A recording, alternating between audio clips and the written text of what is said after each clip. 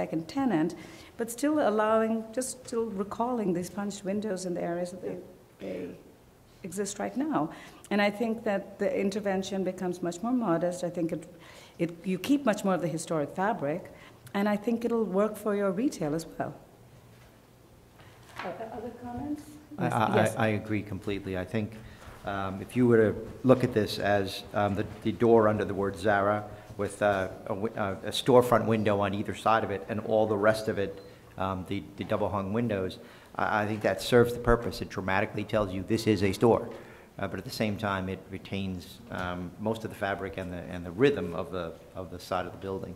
Right, I would be okay with like removing the double hung windows, but as long as you sort of keep the frame and the proportions of the existing residential. Yes, Fred, yeah, I sort of agree with that approach as well. First of all, I certainly agree that a second storefront with a name and a door is appropriate to be added to this building along Crosby Street. The question is how you do it. And I think you do it more along the lines of what we've just heard, discreetly. I'm not necessarily against some enlargement, wouldn't be against some enlargement of some of those masonry openings to make a slightly larger storefront, but more in keeping with what's there rather than wholesale removal. I question this huge cornice, whether that's appropriate. I think maybe it's not appropriate. If it's original, or you know, and you find through probes that there's an original condition on Broome Street, working with the staff for those probes, then that is appropriate, obviously by definition. But but I think something different, maybe on the Crosby Street side, would be appropriate. With regard to another aspect of the proposal, even though there was a blade sign there at the corner in certain aspects of its past, given the current status of even the zoning, which doesn't even allow commercial use of this building now, there must be more of a residential presence on this street. So somehow the sign seems inappropriate to me. The blade sign seems inappropriate. That's just my point of view. And then I'm not sure what I feel about eliminating the areaway. I don't care about the areaway per se, but the historic, and I think it is historic, am I right? The metalwork? Shows up on the 27 drawing. Yep, yeah. it does. It's new, and it's been recently reconstructed and added. The original on 27 was tiny, and the new wells were enlarged. You go back to that slide, Carol.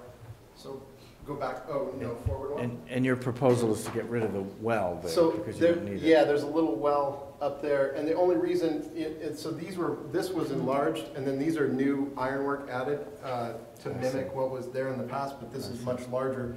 The only reason we didn't propose keeping that front one, even though the well was originally in the front, not in the back, is because it's by the corner. So it's more heavily trafficked by the corner. Right. And if you had to do away with one, you'd keep the one further down the street rather than closer to the corner, because it'll make it better. I guess I can accept that too. So those are just some errant thoughts and comments. Yes, Dinah.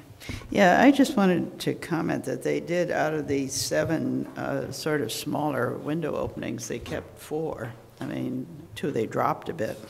So it's about the configuration more than maybe the number here. It's not like they just enlarged every opening, you know. Right, I agree. It is some of it is with the configuration, which, you know, I'm just looking at this drawing, and we're talking about the 4. 2 of them they dropped. Do they really need to? And one that's adjacent to the corner, they could go back to perhaps. I think it's just right, finding the right proportion. And I don't want to design it for them, but I think that if they kept that, so the repetitive, you know, 3 windows minus the corner on the facade over there, and then you have these windows over here, and you allow for the storefront, I think that would work.